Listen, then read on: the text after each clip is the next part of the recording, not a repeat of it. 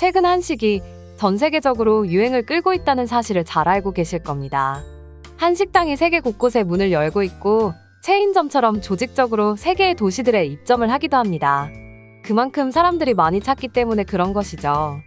그런데 단순히 사서 먹는 유행을 지나 한국에서 먹어봤던 음식 중 현지 식당에서 잘 먹지 못하는 요리들을 이제는 집에서 만들어 먹는 것이 유행처럼 번지고 있습니다. 그리고 자신들이 한국 음식을 만드는 것을 자랑처럼 각종 SNS에 사진이나 영상으로 찍어서 올리고 있죠. 외국인들의 이런 모습을 보면 괜히 가슴이 뭉클해지기도 합니다. 그런데 이렇게 올리는 한국 음식들 중 눈에 띄는 것이 있는데 불고기나 김치, 삼겹살 같은 유명한 음식이 아니라 바로 반찬들입니다. 반찬들 중에서도 잡채나 나물을 만들어 먹는 사람들이 많아진다는 게 눈에 띄네요. 한국에 여행 왔을 때 한국 식당에 가면 나오는 반찬들이 꽤나 인상 깊었던 것 같습니다. 우리나라 반찬의 종류가 한두 가지가 아닌데다 가는 식당마다 나오는 반찬들이 다 다르다 보니 꽤나 충격을 받은 것이죠. 반찬 자체가 매운 것들도 많이 있습니다. 하지만 많은 반찬들 중에서도 매운 것을 잘 먹지 못하는 외국인들에게는 음식 냄새부터 자신들의 취향을 저격하는 맵지 않은 음식들이 있었는데 바로 나물이었습니다. 잡채, 숙주무침, 고사리, 시금치, 취나물, 참나물, 무채볶음, 방풍나물, 호박볶음, 가지볶음 등 식당에 가는 곳마다 다르지만 한두 가지씩 나오는 맵지 않은 나물 반찬에 반한 것 같습니다.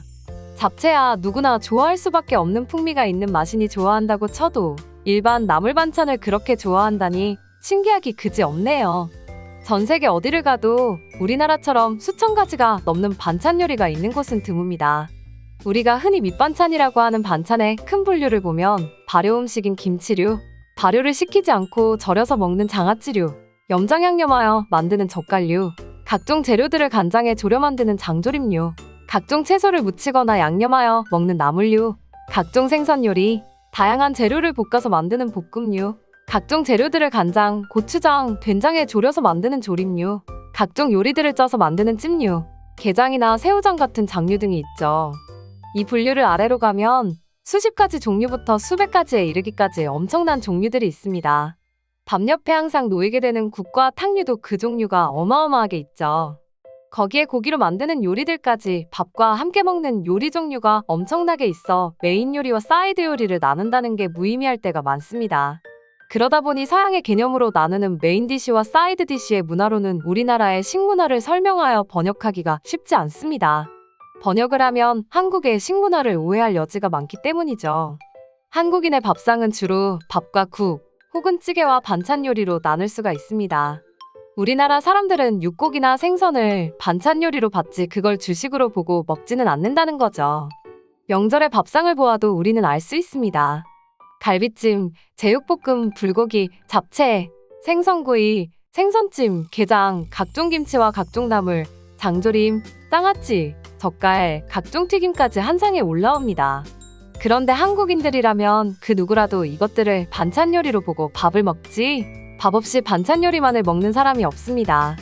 별미로 해먹는 삼겹살, 한우구이, 회 등을 먹을 때도 된장찌개와 밥, 혹은 냉면, 매운탕과 밥으로 마무리를 해야 식사가 끝이 납니다.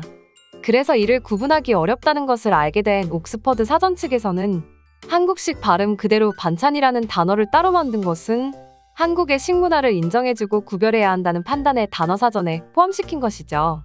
그런데 외국인들이 반찬 중에서도 특히 나물류 반찬과 잡채를 좋아하는 모습을 보이고 있는데 다양한 채소의 향과 식감은 물론 다른 나라에서는 좀처럼 사용하지 않는 참기름의 고소한 향이 식욕을 더욱 자극한다고 합니다.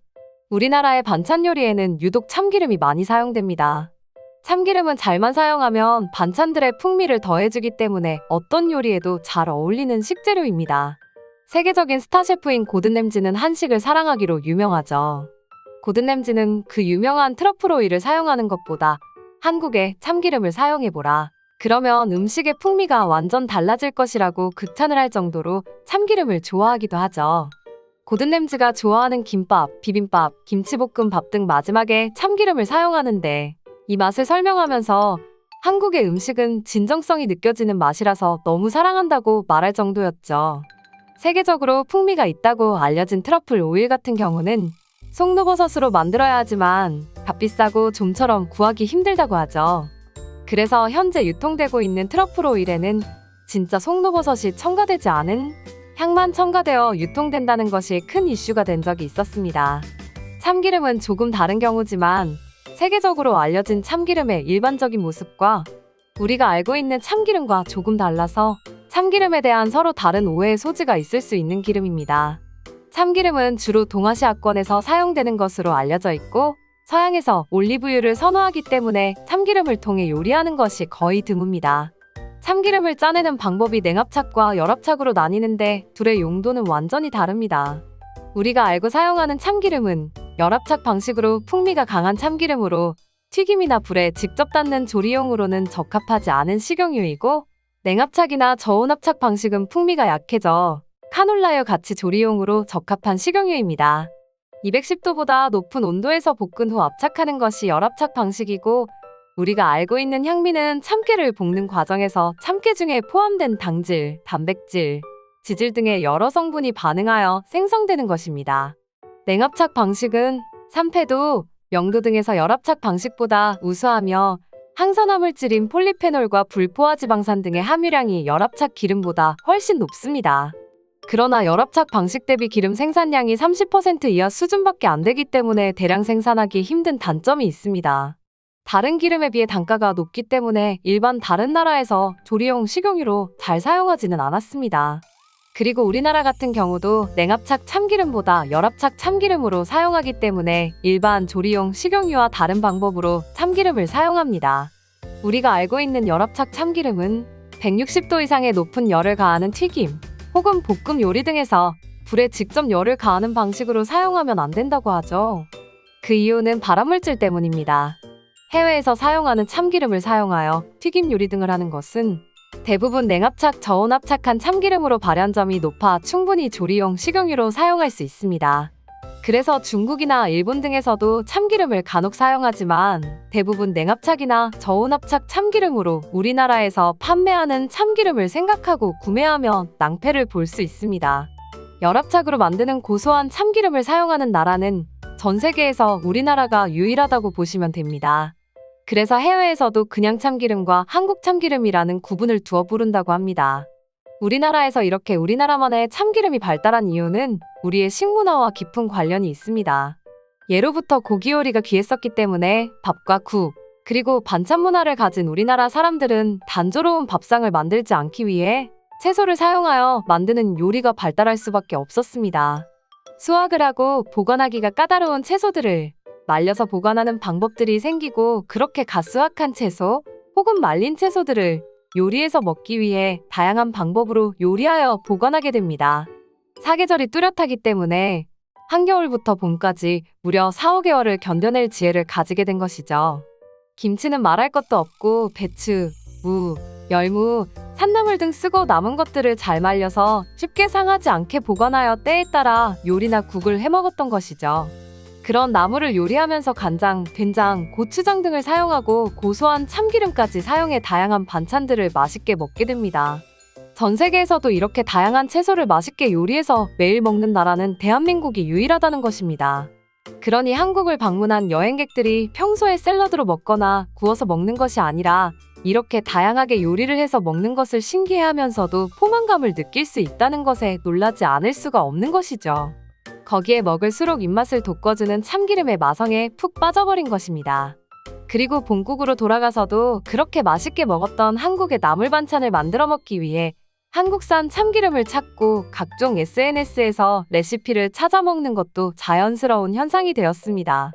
댓글에 달린 글들도 칭찬, 그리움, 도전 등에 관련된 수천 개의 댓글들이 달려있는데 몇 개를 소개하면 시금치 나물을 만들어 올린 외국인 영상에서 오늘 이거 먹어봤어요.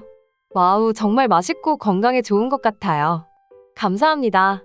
나는 시금치 나물을 영원히 원해요. 나의 일요일은 월요일부터 토요일까지의 식사를 위해 한국 반찬을 만들어요. 나는 터키인인데 내일 시금치 나물을 만들 거예요. 그들이 좋아할 거예요. 만들기도 쉽고 맛도 좋고 정말 믿을 수 없을 정도로 건강한 맛이라 좋았어요. 너무 아쉬웠던 건 참기름이 없어 올리브유와 해바라기 씨를 넣을 수밖에 없었던 거예요. 숙주나물 무침 댓글에서는 방금 신선한 나물을 담을 큰 보울을 닦았습니다. 저는 매주 새로운 식단으로 시작하는데 나는 나물 반찬이 건강과 다이어트에 매우 좋다는 걸 느꼈어요. 고마워요. 나는 내일 아침 숙주무침을 만들 거예요. 오늘 제가 만들었는데 거기에 고춧가루를 추가했더니 제 입맛에 완벽했어요. 오, 저는 항상 이 요리를 좋아했는데 요리법을 전혀 몰랐어요. 빨리 녹두가 돋아나서 이렇게 만들어 먹었으면 좋겠어요. 너무 쉽게 만들 수 있게 해주는 영상이라 감사해요. 가지나물 댓글도 훌륭해요. 저는 꼭 만들어 먹어볼 거예요. 만들기는 간단한데 정말 맛있어 보여요. 점심으로 이걸 만들어 먹었는데 정신없을 정도로 맛있었어요. 느끼하지도 않아요. 심지어 가지나물에 대해 맛없어 보인다고 했던 엄마마저 가지나물을 좋아하게 되었어요. 쉬워서 가끔씩 만들어 먹을게요. 등등 생소한 한국 반찬 요리에 관심을 많이 가지고 만들어 먹으려는 모습이 세계 각지에서 보이고 있습니다. 이런 나물 무침에 나오는 한국 참기름을 구할 수 없는 곳들에서는 대체하기 어려운 맛이긴 하지만 굳이 참기름이 없어도 건강식처럼 맛있다는 반응들도 꽤 있었습니다. 한국인의 애환과 함께 발전해온 한국의 반찬 요리가 더욱 세계적으로 퍼져나갔으면 좋겠네요. 구독과 좋아요는 컨텐츠 제작에 큰 힘이 됩니다. 감사합니다.